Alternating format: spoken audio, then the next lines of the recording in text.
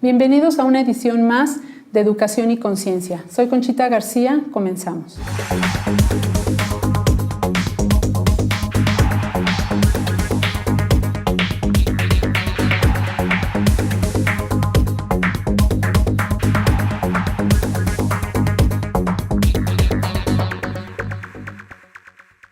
Con el gusto de estar con ustedes, hoy en Educación y Conciencia hablaremos del tema de la evaluación. Vamos a continuar con este tema tan importante porque pues hay mucha tela de donde cortar y para ello hemos invitado nuevamente al licenciado Francisco Javier Castillo Basurto, que él ha trabajado en la UNAM, en la SEP, en la Normal Superior de México y en varias universidades, pues desempeñando varios roles. Como comentábamos en el programa pasado, bueno, pues de la importancia que tiene en el sistema educativo, incluso decía que la evaluación es más importante todavía y nos tenemos que fijar más que lo que es el aprendizaje, ¿no? Que muchas veces los maestros nos vamos más hacia el aprendizaje que hacia lo que es la evaluación, ¿no? En este sentido, ¿qué papel juega el maestro de la evaluación en este sentido? El papel del maestro es determinante. De él depende el diseño, la aplicación y la evaluación, en su caso, del proceso evaluativo. Más en nuestro medio, que de hecho esta tarea el maestro la desarrolla, yo diría que solo. El apoyo que tiene en general de las escuelas es muy limitado. Yo he conocido escuelas en las que incluso los maestros tienen que fotocopiar sus exámenes y este tipo de cosas que revelan la falta de interés en este proceso, ¿no? Ahora, él es el protagonista de este proceso. Los usuarios, los beneficiarios van a ser los alumnos, pero de cómo concibe el proceso, cómo lo desarrolla, qué técnicas va a utilizar, qué procedimientos, qué instrumentos va a aplicar, esto depende directamente del maestro. Nada más que aquí es muy preocupante porque hablamos mucho en educación del trabajo en equipo, del trabajo colegiado, y si en algo debe haber este tipo de trabajo es en evaluación. Sin embargo, no se hace. No se hace por diversas razones. Yo diría que la razón principal es la resistencia al cambio que se tiene de las instituciones y del propio profesor, ¿no? Muchos maestros piensan que si han funcionado sus exámenes durante mucho tiempo, pues ¿por qué tendrían que cambiarlo, ¿no? Cayendo en una especie de parálisis paradigmática, ¿no? Si las cosas han funcionado así, ¿por qué habría que modificarlas, ¿no? Sin embargo, urge un cambio muy importante, debe hacerse un cambio muy importante, muy significativo en todo lo que es la tarea evaluativa. No implica esto que hablando del profesor, cargarle la mano de que ahora evalúe más cosas, que desarrolle más instrumentos, sino más bien que reflexione profundamente y haga un cambio respecto de a qué intereses va a servir la evaluación. Y el interés es único nada más, el interés al que debe obedecer la evaluación es estar al servicio del aprendizaje y de la enseñanza en ese orden, porque finalmente el aprendizaje va a ser resultado de la intervención significativa o no de la enseñanza. Cuando estamos pensando en que la evaluación está al servicio de las calificaciones, el proceso está distorsionado desde de origen, ¿no? Yo creo que también ahí, con los que usted comenta, tendríamos que comentarles a los padres de familia también cómo van a ser evaluados sus hijos, ¿no? Porque a lo mejor en una sección de preparatoria donde el muchacho ya cuestiona y pregunta y dice, pero en una sección primaria, por ejemplo, pues tendríamos que comunicar a los papás, porque muchas veces cuando en un periodo o cuando en un bimestre se va a evaluar todo un proceso con diferentes productos y se va a desarrollar un proyecto que los alumnos proponen, desarrollan, investigan, llegan a su presentación y con eso se va a evaluar una serie de habilidades. Y a veces si al papá se le dice, pues no hay examen ahora, porque la evaluación va a ser el proyecto que está desarrollando tu hijo, los papás se asustan y piensan que estamos haciendo las cosas mal. Piensan que ¿cómo que no va a haber examen? Entonces, ¿qué calificación le van a poner, no? Cuando un proyecto se desarrollan muchísimas habilidades, claro, y puede ser el instrumento de evaluación para el alumno, ¿no? Entonces, yo creo que también aquí a los papás también tenemos que pues hacerlos reflexionar en ese sentido, ¿no? Y estar también abiertos al cambio, porque también los papás se resisten a estas nuevas metodologías de la enseñanza, y si vamos a tener un cambio en la evaluación, pues también luego se resisten ellos y piensan claro, que el colegio está haciendo las cosas mal o las escuelas los están haciendo mal, ¿no? Entonces yo creo que en este sentido sí se tendría que hacer la participación de los padres de familia también en ese aspecto, ¿no? Que conozcan cómo van a ser evaluados sus hijos, ¿no? Pero esto tiene que hacerse con pleno conocimiento de causa. Claro. La evaluación tiene 3 dimensiones para hacer un análisis un poco más a fondo en este sentido. La dimensión normativa, la dimensión psicopedagógica y la dimensión praxeológica. Entonces, si una escuela está pensando en hacer este tipo de cambios en la evaluación, en el sentido de que favorezca el aprendizaje, tiene que revisar forzosamente toda su reglamentación y todas sus normas, que sin que se contrapongan, por ejemplo, los acuerdos 685 y 648, hablando de educación básica, ¿no? A nivel federal que se tienen, o en las disposiciones que tiene la universidad para sus escuelas incorporadas, que son básicamente muy enunciativas, ¿eh? Sí. No son, si ahí intentamos, vamos a encontrar una noción, un concepto muy general de lo que es la evaluación, de cuáles son sus funciones, pero todo esto hay que operacionalizarlo. ¿En qué sentido? ¿Cómo deben hacer los sistemas de evaluación los maestros? Claro. ¿Qué peso, qué van a evaluar? ¿Qué peso van a tener? La periodicidad y sobre todo las funciones que va a desempeñar la evaluación. Si no hay estos cambios, entonces, hablando del maestro, hablábamos hace rato, hace un instante del papel que desempeñan los profesores, el maestro no se puede sentir, si no se hacen estos cambios, se va a sentir un tanto desprotegido para poder hacer cambios en este sentido. Ahora, relacionado con lo anterior, no se pueden hacer cambios en el plano normativo si en el plano, en la dimensión psicopedagógica, la escuela tampoco tiene claro qué es la evaluación. Claro. Y yo pensaría, una definición de evaluación, sus propósitos, sus funciones y su aspecto meramente operativo. Pero esto es para que lo apliquen los maestros, no es nada más para documentar el aspecto psicométrico, pedagógico, discursivo de lo que es la evaluación. Y después de esto está la praxeología, pero en la praxeología entran los profesores, entran los padres de familia y entran los alumnos, porque evidentemente tienen que compartir todos, esto que haya desarrollado la escuela lo tienen que compartir a efecto de que estén perfectamente enterados, de que estén convencidos de lo que pretende hacer la escuela a la luz de estos nuevos, entrecomillado, porque de esto estamos hablando, de esta idea de la evaluación formativa, estamos hablando de un conocimiento de hace 30 años, ¿eh? O sea, otra vez cuando el destino nos alcance, ¿no? Y nos vuelve a alcanzar y no nos damos cuenta y no reaccionamos, ¿eh?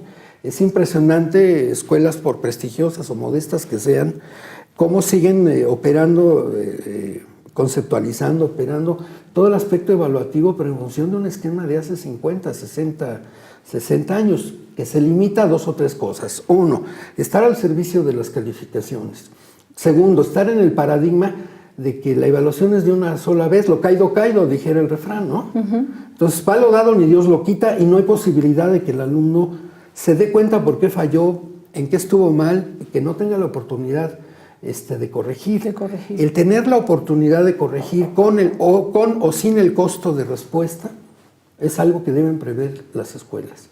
Pero esto se vuelve muy complicado si la escuela no hace sus cambios en el plano normativo.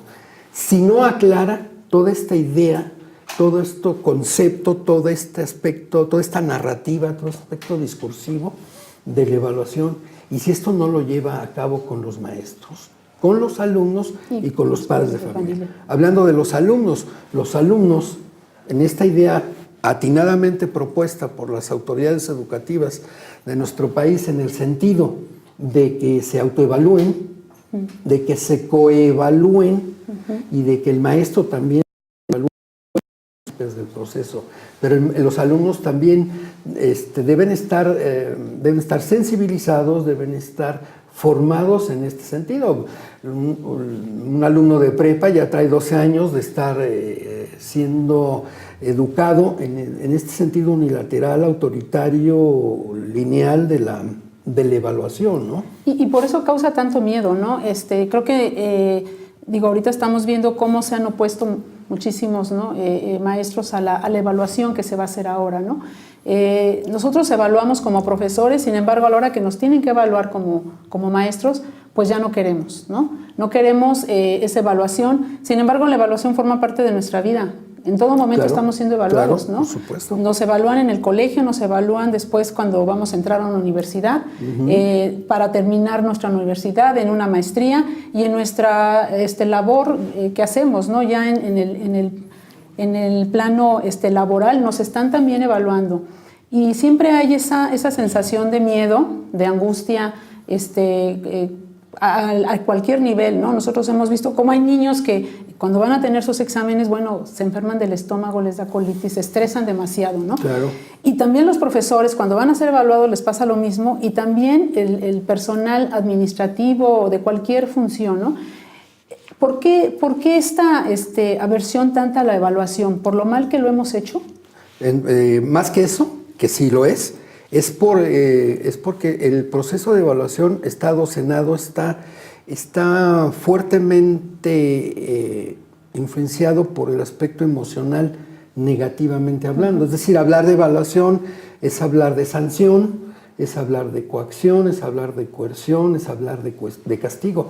No es hablar de obtener información acerca de qué tan bien lo he hecho o en qué he fallado y tener la posibilidad de mejorar. Entonces ese es uno de los primeros grandes retos que habría que enfrentar decididamente en este cambio de la evaluación, que es estar hablando de un cambio realmente en educación, es quitarle todo este aspecto negativo emocionalmente hablando que ha tenido la escuela.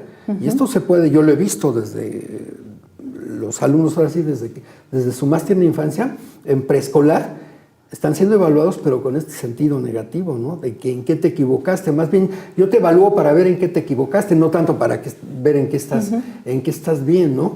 Entonces, yo creo que no es tan difícil hacer este cambio, pero no se puede hacer un cambio, insisto, sin el convencimiento, sin la participación de los padres de familia y, por supuesto, de los alumnos. Yo de los alumnos tendría el menor recelo, el menor resquemor, porque los alumnos son muy dúctiles, son muy fácilmente adaptables, claro. Porque además ellos obviamente reciben el beneficio de cambiar la dirección de un proceso tan importante como es la evaluación en su beneficio, no en beneficio de algo tan discutible como son las calificaciones, la acreditación y la certificación, ¿no?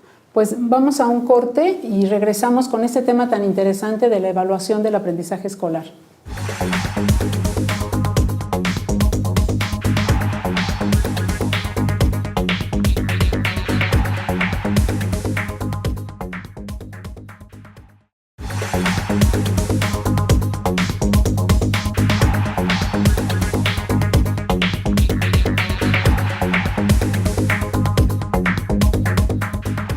Regresamos aquí al programa de Educación y Conciencia con este tema tan importante que es la evaluación del aprendizaje escolar. Y bueno, aquí aprovechando la visita del licenciado Castillo, que nos comentaba pues la importancia, ¿no?, que le debemos de dar las instituciones, los maestros, los padres de familia y bueno, los alumnos, ¿no?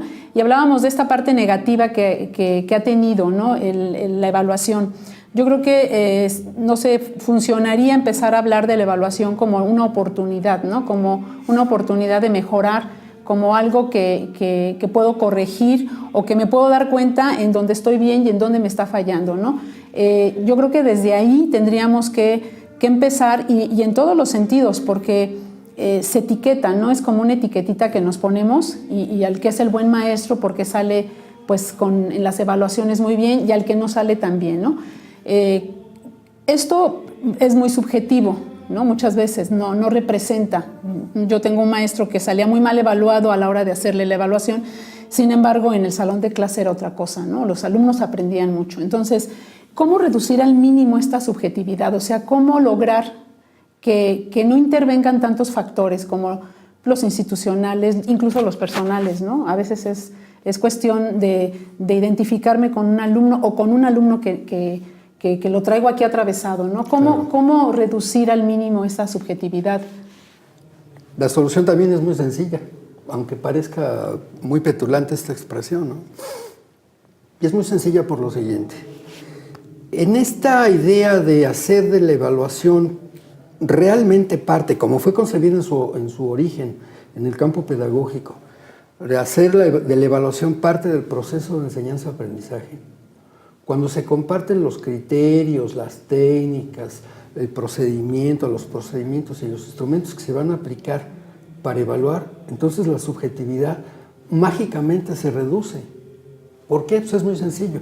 A ver, a diferencia de que yo sé, lo único que yo sé de que me van a hacer un examen al término del bimestre, nada más, a diferencia de esto, ahora yo voy a saber cuántos reactivos va a tener, qué aprendizajes va a evaluar, modelos de reactivos. Entonces, yo alumno estoy compartiendo con el profesor está compartiendo conmigo lo inherente al proceso de evaluación de mi aprendizaje. Entonces, la subjetividad, entendiéndose por esto, la interpretación disímbola, equívoca que se pueda tener respecto de un proceso, se reduce no a nivel de cero, porque esto es imposible difícil, claro, por el propio objeto de evaluación, ¿sí? Es imposible porque yo maestro por ejemplo, de tercer grado, lo que yo pueda compartir con mis alumnos no va a ser igual que el maestro de tercer grado del otro grupo de tercer grado, ¿sí? Pero al compartir los criterios, los procedimientos, las técnicas, los instrumentos con los alumnos, en automático se reduce la subjetividad. Y sobre todo, y más se va a ver reforzado esto cuando los resultados de la evaluación se van a utilizar para mejorar el aprendizaje, no para calificar. Claro. Las calificaciones van a venir por añadidura, como consecuencia natural, ¿sí? Pero no es el primer objetivo, y no solo el primero, sino de hecho el único, como sucede en nuestro sistema. Se va a reducir la subjetividad. Esto yo me cansé de hacerlo cuando trabajé con muchos directores de un gran número de instituciones. Si yo le pregunto a un director qué es lo que está evaluando un maestro de determinado grado, no sabe. Aunque me saque la planeación didáctica, ahí está enunciado, pero no sabe el detalle, no sabe la sustancia, no sabe el contenido de la evaluación de un trabajo de investigación documental, de un trabajo experimental, de un examen, oral que tendrían que hacerse también, ¿no? En toda esta idea de utilizar el mayor número de instrumentos que nos puedan proporcionar la mayor cantidad de información que sea útil para el alumno respecto de su aprendizaje y, por supuesto, del maestro. Esta información la desconoce, y esto es muy preocupante, la desconocen la gente que coordina o la gente que dirige. Porque los que dirigen y los que coordinan deben estar al tanto, claro, de qué es lo que están haciendo, de cuáles son los productos en este lenguaje nuevo de la educación basada en competencias, cuáles van a ser los productos, las evidencias del aprendizaje de los alumnos, ¿no? Está enunciado nada más. Porque finalmente decíamos, ¿no? Los alumnos son muy distintos, entonces si nosotros tenemos diferentes instrumentos donde vamos a desarrollar diferentes habilidades, pues a lo mejor el que tiene muy buena memoria, pues en el examen siempre le va bien, ¿no? Pero a lo mejor no tiene la habilidad de hablar en público si va a presentar un proyecto o de tener una argumentación para defenderlo, etcétera. Entonces, si utilizamos diferentes instrumentos, podemos dar la oportunidad de que a esa diversidad de alumnos que tenemos, pues a lo mejor vamos a estar dándole oportunidad de que pues desarrolle esas habilidades y salga mejor evaluado en las que domina que en las que no, ¿no? Porque si es un examen para todos, por ejemplo, y que el examen fuera lo único, pues ahí estamos dándole en la torre a muchos alumnos, claro, ¿no? Entonces, yo creo que sería una buena opción el utilizar diferentes instrumentos, ¿no? Para dar oportunidad a esta diversidad, porque entiendo yo la parte de que, bueno, no puedo darle clase particular a los 30, pero sí puedo hacer a lo mejor desde la evaluación. Pues yo sé los visuales, los que son kinestésicos, los que son auditivos, bueno, pues yo puedo hacer un examen oral, ¿no? Y a lo mejor ahí voy el alumno que tiene esa habilidad desarrollada le va a ir muy bien, y a lo mejor el que tiene la memoria, pues en el examen escrito, ¿no? Entonces, no sé si esa parte ayude, ¿no? a las mejores calificaciones de esta diversidad. Y también no sé qué tanto, nos hemos cuestionado mucho también lo de las competencias, ¿no? El desarrollo de habilidades y ahora el trabajo que tenemos que hacer por competencias. ¿No podría, en lugar de dar un número, hacerlo como lo hacen preescolar, ¿no? En preescolar dicen logrado, en desarrollo o en proceso, o no logrado, ¿no? No podría ser también, y a lo mejor sería menos, pues, así impactante para una persona decir, bueno, estás en desarrollo, todavía no lo logras. Es muy diferente a decir tienes 5, tienes 4, tienes 3, ¿no? Entonces, si es no valdría la pena que pudiera ser esa, en lugar de los números, que se cambiara. Por supuesto, pero hay que ver en qué sentido. Entonces, es muy simple. Hace unos días, alguna directora de una escuela me invitó a comer para plantearme alguna cuestión relacionada con esto, y yo le decía que en el plan de educación básica del 2011 está el perfil de los alumnos. Habría que ver si los maestros diseñan su acción didáctica, su acción evaluativa en función de dicho perfil. Yo lo dudo. Entonces, hablando de padres de familia, hablando de los alumnos, pues ahí está el perfil. ¿Por qué no se comparte con los alumnos? ¿Por qué no se comparte con los padres de familia? ¿Por qué cada rasgo del que hable, trate de competencia o de un rasgo de perfil propiamente, no se le da la expresión concreta en términos de productos de aprendizaje, de cómo se va a expresar, de cómo se va a hacer, cómo se va a evaluar, y en función de la información que esto arroje, tomar las decisiones pedagógicas y didácticas del caso? Aquí, en lo que se plantea, es evidente que en cualquier grupo de alumnos hay personal, es muy diversa la naturaleza de las personas que lo forman, sus capacidades, sus intereses, sus niveles de motivación, su clase social, su origen sociocultural, donde viven, el tipo de estimulación, el de recursos que tienen acceso, etcétera, etcétera. Pero aquí desaprovechamos la evaluación porque no nos preocupamos en averiguar los procesos que siguieron los alumnos, entiéndase por estrategias, por técnicas, por procedimientos, por acciones muy específicas que los alumnos siguieron para lograr determinados aprendizajes. Y no lo hacemos porque el proceso de planeación didáctica, insisto, está muy mal, pésimamente desarrollado, porque no parte del perfil, no parte de las competencias, sino parte de los aprendizajes esperados. El trabajo, sin que esto suene a publicidad, ni muchísimo menos, el trabajo que hizo la Secretaría de Educación Pública en términos del Plan de Estudios 2011, en el que se presentan los 3 niveles debidamente articulados, es impresionantemente bueno, pero no deja de ser papel. Y cuando esto no se traduce a acciones concretas en el aula, en términos de acciones didácticas, en términos de acciones evaluativas, pues está muy bonito el documento, ¿no? Son 600, casi 700 páginas, impresionantemente bien desarrolladas. Entonces, si yo hago un examen, lo que ahora en esta idea nueva, y le pongo nuevamente comillas, esta idea nueva de la evaluación formativa, habría que aprovechar el propio examen para que el alumno nos expresara qué proceso siguió para aprender conceptos, para aprender nombres, para aprender a resolver problemas, qué sé yo. Eso lo obviamos, está omitido. Y automáticamente pasamos a un argumento que es muy fácil, que es cierto, pero que también está por demostrarse, de que todos son diferentes, cuando no hemos averiguado qué procesos siguieron para lograr los aprendizajes correspondientes. Y no podemos averiguarlo porque los omitimos. De hecho, en un plano formal, sistemático, de desarrollar toda la acción docente, didáctica, en función de dichos aprendizajes.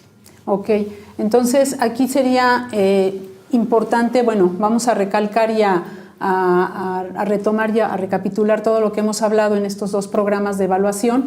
La importancia que tiene el profesor en tomar conciencia de la evaluación, en empezar a romper paradigmas, ¿no? en ver la necesidad de este cambio que necesitamos en nuestro sistema educativo, que es la evaluación, ¿no? Que muchas veces es subjetivo, que impacta muchísimo al alumno, porque puede determinar el que estudie una carrera o no, el que pueda ser exitoso o no, ¿no? Porque pega en la autoestima.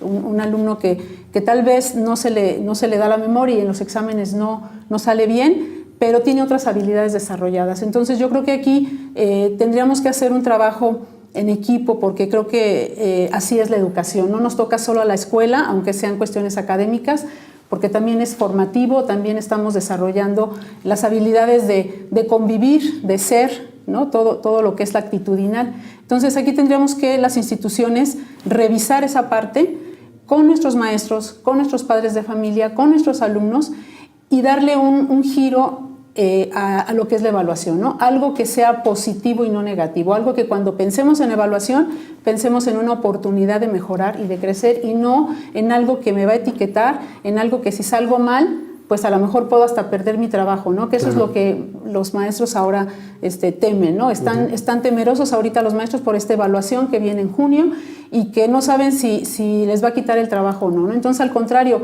que pudiéramos cambiar ese paradigma de decir, bueno, la evaluación es una oportunidad para aprender, una oportunidad para saber dónde estoy y qué es lo que tengo, qué fortalezas y qué debilidades, ¿no? Y yo creo que nos quedaríamos con esto.